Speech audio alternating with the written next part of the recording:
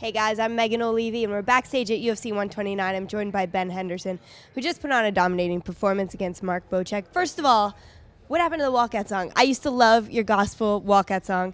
You went with Bon Jovi. Why? The true story was back in the day when even before I made it to the WC, when I was first starting out, my coach, the John Crouch, make sure you guys check out John Crouch, BJJ, jcbjj.com. But I promised him, I asked him, we were sitting around talking, if you ever had fought in the UFC, what would be your walkout song? He said Bon Jovi. So I told him, the first time I fight in the UFC, that's going to be my walkout song. I had to stick to my guns, and I loved it. It was awesome. All right, I like you keeping your word. That's cool. Now, your weight cut was a little difficult for you. You didn't make weight the first time. What was the problem this time cutting weight? I did not do yoga. I normally do yoga to cut my weight. I was kind of lazy, so I just did the sauna routine, which a lot of high school wrestlers, college wrestlers did. I did it way too much in my high school life and my college career, so I hate doing the sauna. I normally do Vikram, and then I was just too lazy, didn't do it, and I was a half over. But it took me like 10 minutes to run it off. It was no problem. Okay. Now, you are the king of getting out of submissions. We saw it in your fight with Donald Cerrone. How do you do this? It's just knowing the proper technique and how to get out. Being nice and calm, nice and relaxed. John Crouch, black belt underneath Hoist Gracie, he knows his stuff, he knows the ins and outs of jiu-jitsu. He's forgotten more about jiu-jitsu than I'll ever know.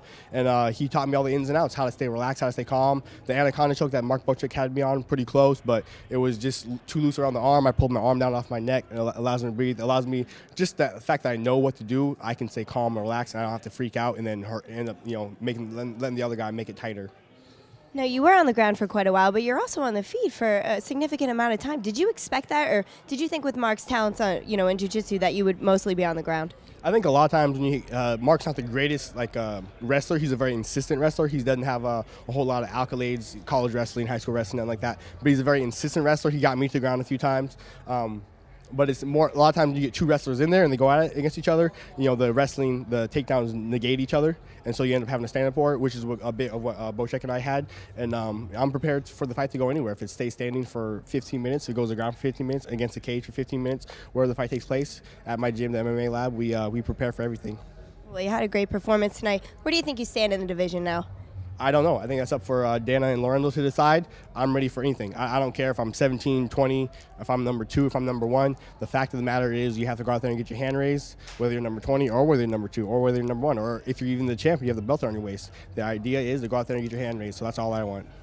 If you could fight anyone for your next fight, who would it be? If I could fight anyone, I will take everybody. Start at the alphabetical order at A, work my way down to Z. I want everybody. I want to beat everybody. Sadly, I didn't get to finish this time, but I want to fight everybody. I want to finish everybody. I'm coming.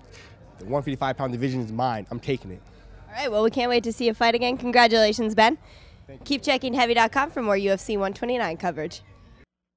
Brought to you by The Mechanic. Own it on Blu-ray and DVD May 17th.